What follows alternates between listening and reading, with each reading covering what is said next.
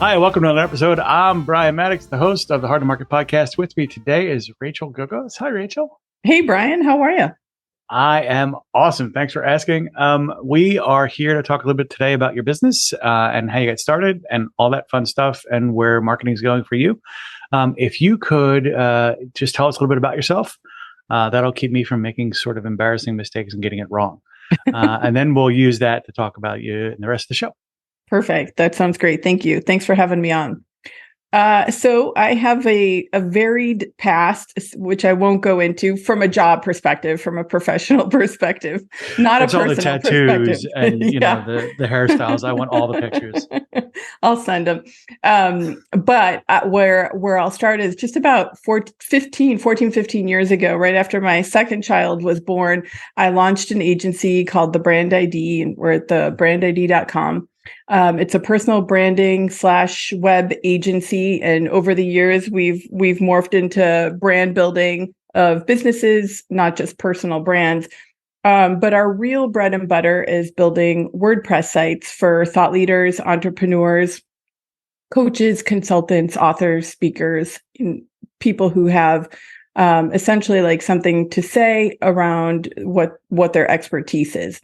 The one common denominator in all our clients, though, is that they are not just about making profit. While that's important to them, they also want to make an impact in life and are purpose-driven in whatever it is that they're doing. I also launched a business called My Path 101 about 7-8 years ago, which is a website for high school and college kids to help them figure out what they want to do with their lives. So part of my varied past is my degree in higher ed administration, and my personal branding work led me to realize so many people took a wrong turn when they picked what to major in college and then stuck with it and ended up, in their 30s, 40s, and 50s when we were working on their personal brand, sharing how dissatisfied they were with career choices earlier on. So given that part of my background, I just was like so motivated to start something for kids to ask them introspective questions and help them figure out who they are. So besides those two things, I'm also a podcast host like you. My podcast is called The Business of You, and I am a parent to 2 teenage girls and a great husband who is 100% Greek, just like me.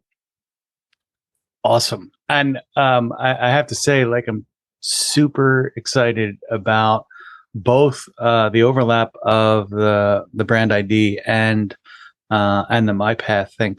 That's a sweet spot for me as well, because I do a fair amount of work with kids, trying to keep them from making the same decision paralysis that I went through when I was coming up, which was like, you have to make this life-altering decision.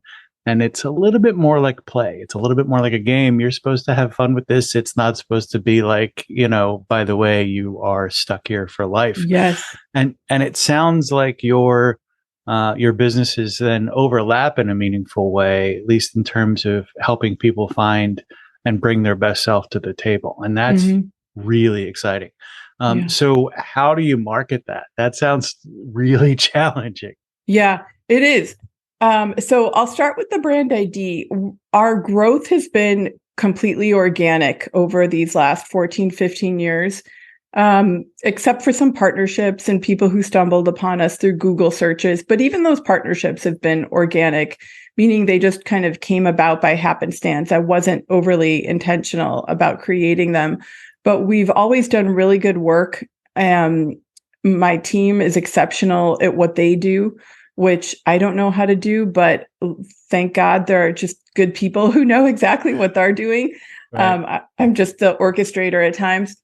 And I think our work has just spoken for itself over the years. But I will say, the last couple of years, growth has been a bit more flatlined, or not as great as it has been in the earlier years. And so we have actually been investing a lot in ramping up our own sales and marketing efforts. Yeah, sorry. No, I was gonna say, what do you think? What is the core to that effort at this point for you? What are your angles that you're taking, or what channels are you using? We're experimenting with a couple different things. So the podcast that I launched a little over a year and a half ago, it was certainly more of a marketing tactic for us.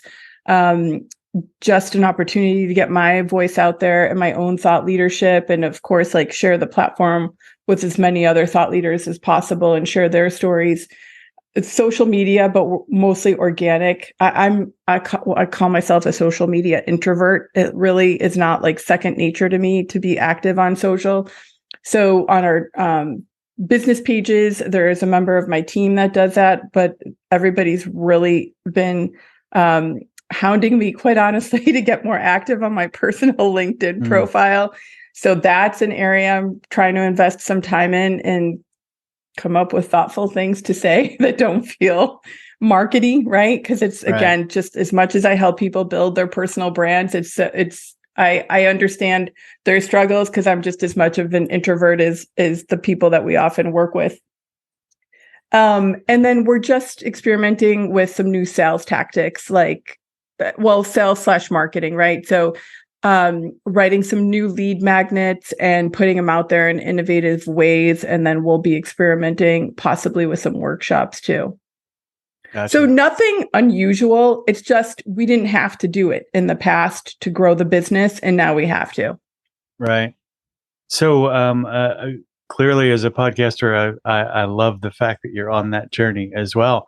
I'd love to hear a little bit more about how you're dialing that into the marketing that you're doing and into the BD, the rest of that conversation, what that looks like. But I also want to hear a little bit more about your journey as well as a podcaster, sure. Because that I know for me personally, it's been a lot of learning. Yeah, totally. Yeah. And happy to answer that question, but I just want to share a struggle that I had on my Path 101 because it might be helpful to your audience. When I launched that company, it was in 2015. We had 3 different target audiences. It was parents, the students themselves, and high school and college administrators. And we were trying to sell to all 3. And honestly, and I knew it kind of real time, but I thought we could get around it. That wasn't the best move because it was really difficult to speak to all 3 through one website. And we had done some collateral marketing, and I had spoke at some events around that program. But the real challenge with my path was me being the primary salesperson and running an agency at the same time. And the sales cycle in universities and high schools is very, very laborious too.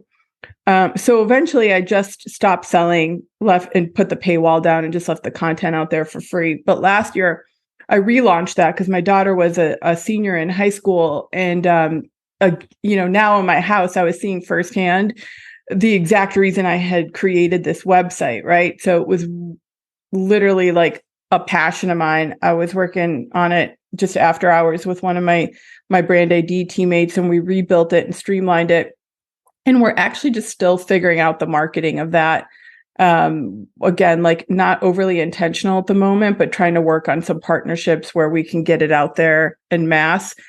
It's a subscription model versus like the direct to consumer route. So looking for partners that work with students that would be in our demographic. That is really interesting because I think, I run into this a fair amount, and some of the consulting work that I do and some of the work that my partner does.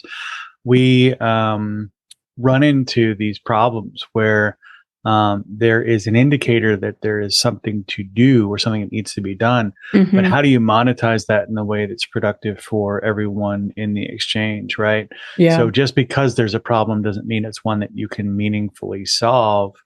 How do you come to grips with that? I mean, it sounds like you've identified that in this context, your target market was obviously the 3 prongs of it weren't going to work. But how did you then kind of flow into something that turned into something you could monetize?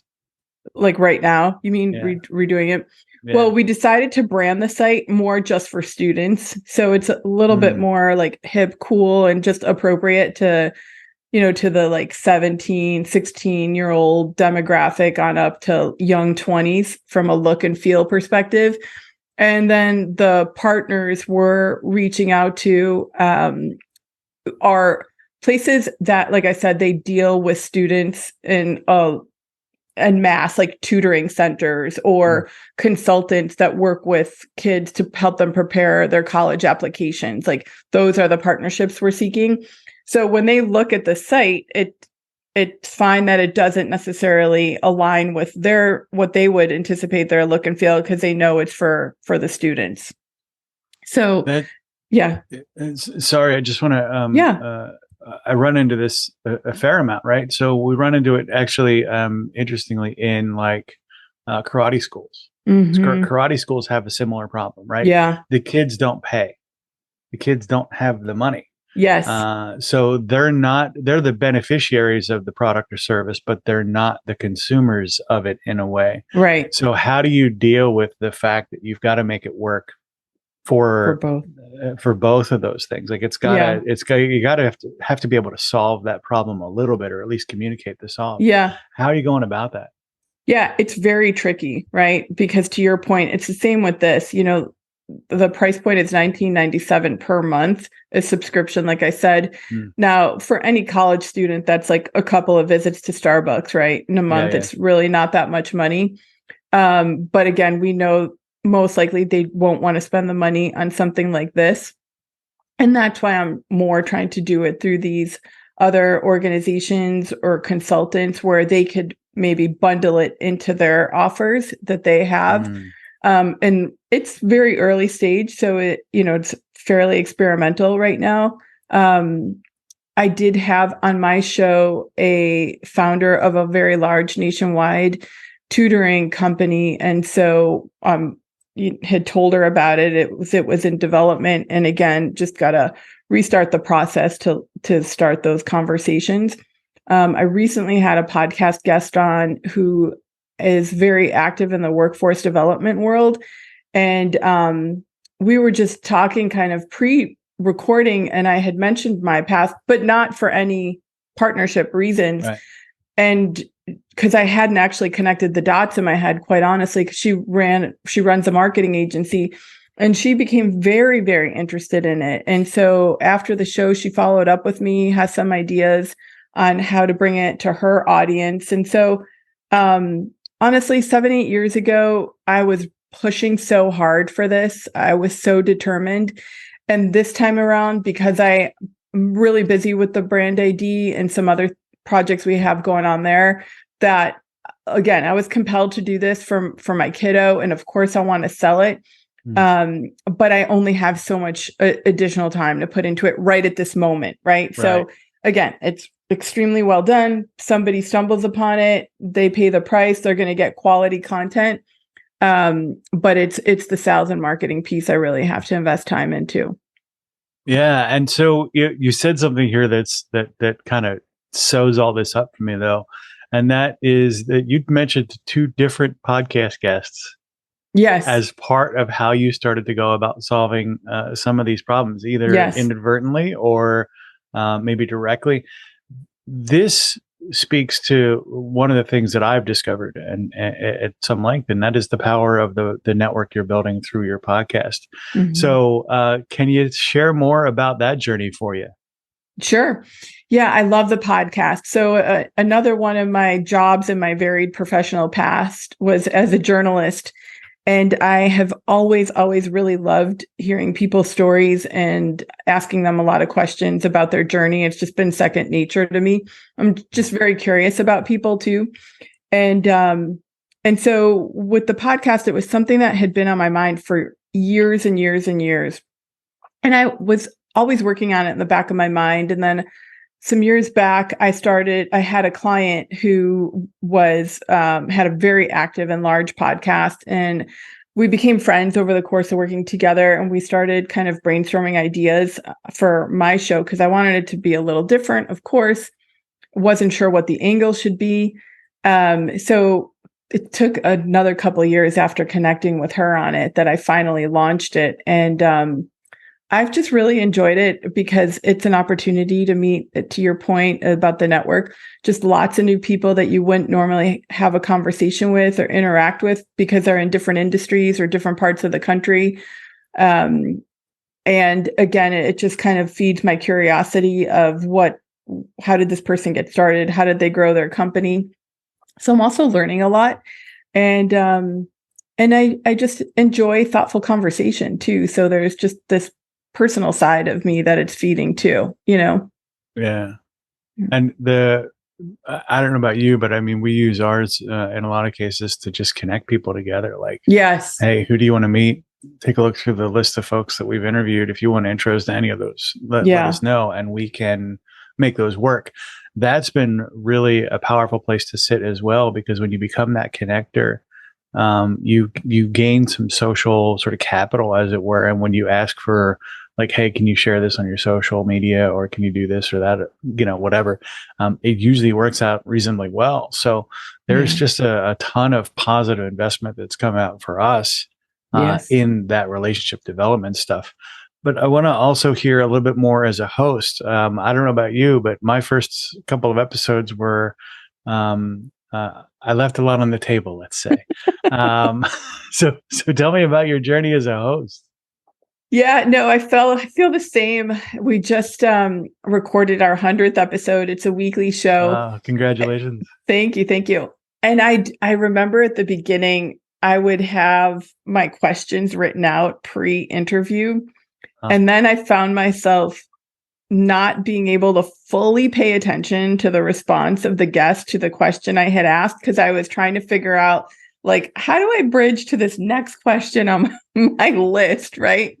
So I felt like it just didn't feel right, So after I did that format for several episodes, probably too many, I just ditched that and let it be a lot more organic and dynamic. And so, I certainly read about the background of a guest and have a sense of what they're doing, but I almost don't want to over research them either, because I want to be surprised on the show, and I want it to feel like people are listening in to two people at a coffee shop, just having a conversation. That's the vibe I want of the show.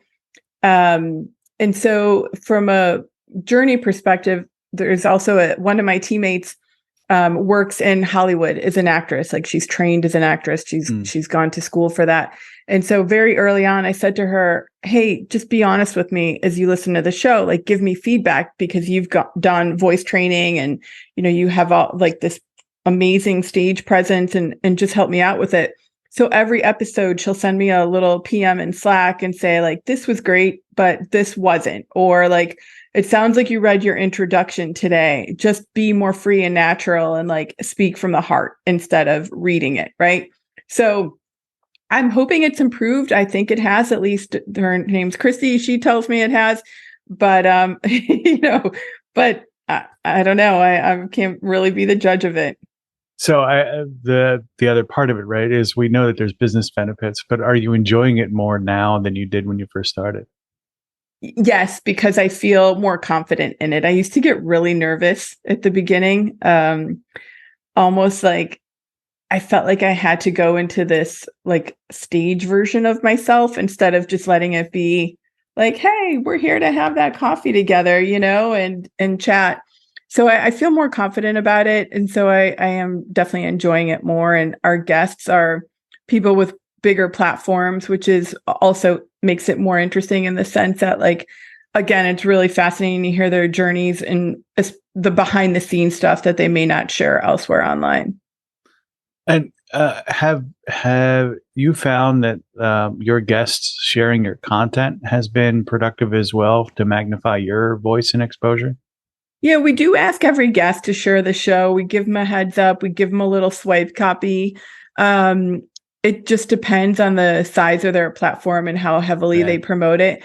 And I do find that just like one post about something doesn't really bring much attention. I think in general, like, people are overwhelmed by the amount of content that's out there over the last couple of years. Yeah. And so I don't know how big an impact it's making. I think where it can really help, and like, instead of getting maybe more downloads, it might be, I'm not 100% sure, just about the association of somebody with me as the host, right? I'm curious to see how that impacts things long term. Yeah, and I think the other part of the marketing conversation with things like podcasting has to be like, how does this really plug into like a nurturing program that you Yes. have, where you can continue to, evergreen or mature that relationship, progress it from like, okay, great, we've now known each other for whatever n number of minutes or hours and getting ready to record an episode. Now, how do we turn that conversation into revenue or something where we can mutually deliver value to each other? Yeah. That process has to be more than just like, thanks, we published your episode. Right? Yeah. There's got to be more to that conversation. Yeah. What do you do for that, Brian? Is that so? Mm-hmm. That's a great question. The things that we've done as of late have been the email follow-on. So we sent there's a new episode for the show that you've been featured on. We also invite guests to connect to each other. Like, hey, if you want to meet our new guest that's going to be released in this episode or whatever, let us know.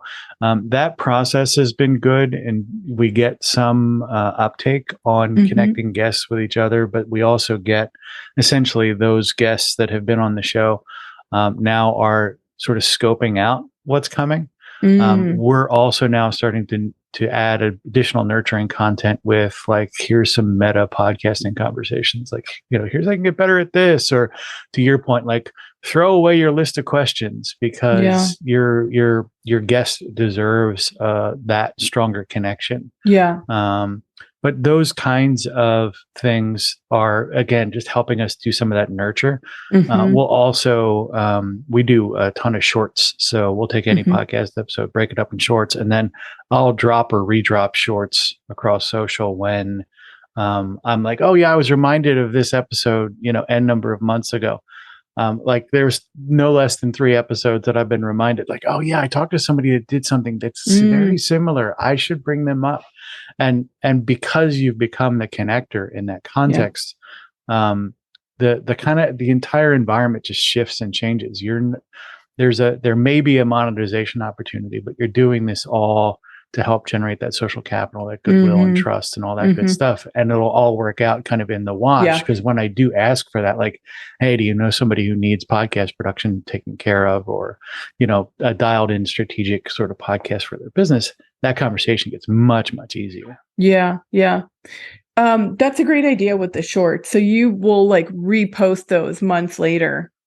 So yeah, depending on what it is, right? So like, if we write, we do a ton of articles for the website. So when we write an article, we will feature a short from an episode or a short from a conversation to help drive traffic back to the episode, which again gets them in the ecosystem. Right.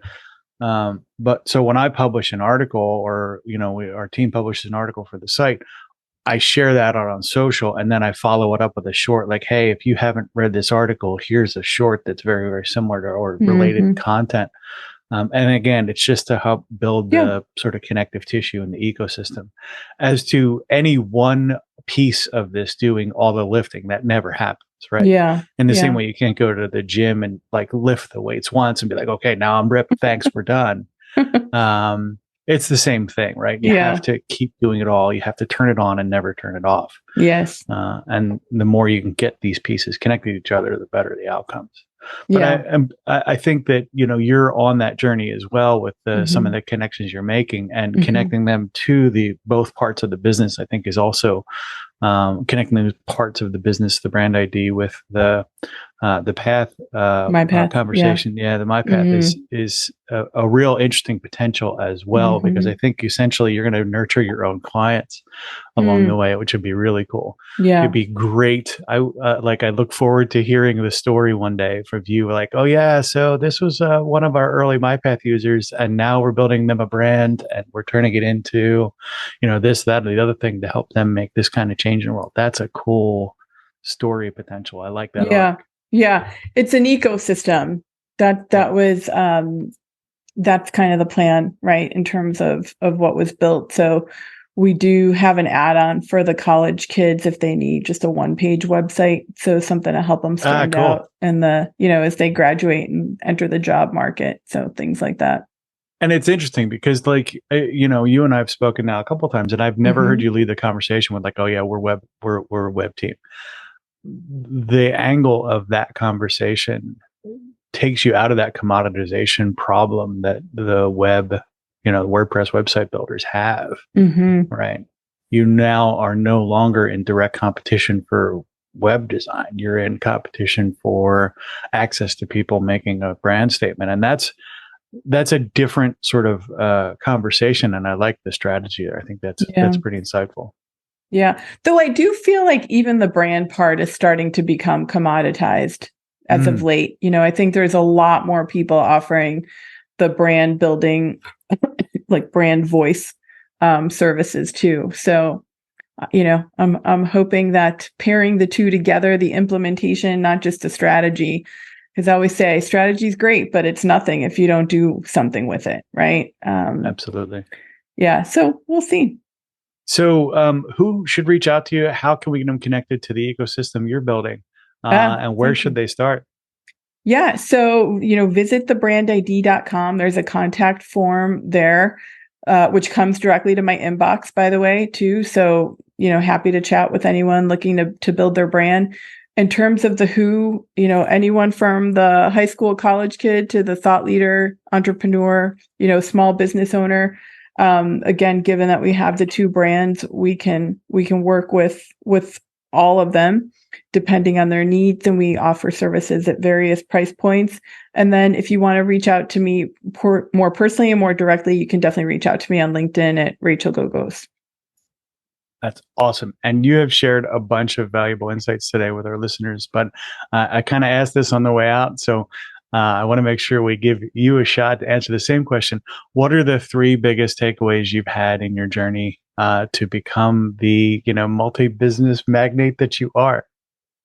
3 biggest takeaways. I would say I lean on my faith, quite honestly, more than ever. When things get a little sticky, whether it's personnel changes or need a little uptick in business, I honestly pray about it too, that, the right people come our way. That's one. Persistence, just like keeping my eye on the long-term goal and remembering why I started this 14, 15 years ago, because there are definitely some days where I'm like, why did I do this? Right. But again, just remembering that I am here, in my lifetime to make an impact. And actually, I found something out interesting about myself not too long ago. I went through a process called the DIG. And the DIG was started by a woman named Erin Weed. It's a really cool process, and it helps you identify your core operating system, and your purpose is identified in one word. And for me, my purpose, my one word, is limitless, and which I would have never, ever guessed had I not been through this like multi-day process. But it just like completely made sense for me, because I'm here to help people be limitless in whatever their journey is. I actually don't love being a front man. I'm not a limelight person, but I love helping people figure out what they're here to do and then bring light to them, to shine on their journey. And then the third thing I would say is really being aware of mindset. I've heard that over and over, and I, honestly, like reflecting back again on the many years, sometimes I think I've been my own worst enemy, in the sense, again, like this aspect of my personality that is a little bit more on the introverted side, and I didn't want to put myself out there, and I think it has definitely stunted growth at times in my professional, on my professional journey. So just really working on my mindset and remembering that my work is here to be of service to others. It's ultimately not about me. It's just being that channel or that bridge. Again, back to the faith piece. And the second, like, my purpose here is to help others be limitless, keeping like really focused on those things. It's ultimately, it's not about me. It's about how I can help others. And you raise a really interesting point there. It's very easy from the outside in to interpret the work of being in the media space as being egocentric. And there are certainly egocentric players out there. And the folks that go out and command the room, and they do it from an egoic perspective, like, yes, they're the visible players. But there are so many people out here doing this kind of work, not to not to make themselves grand or whatever, but to like you said, bring light, to bring service to other people. And I think that's an important thing to remember as with whatever you're doing, right? You may have to take the spotlight to then point it at someone else. Yeah, that's such a good way to say it. Yeah, that's awesome. I have really benefited personally. Thank you so much for this conversation. This has been great. I definitely want to check in with you when my path is further along. I want to hear how that goes and what happens to it. So let's circle back and get another episode in here in 6 months to a year. I'd love that. Thank you so much, Brian. Thanks, Rachel.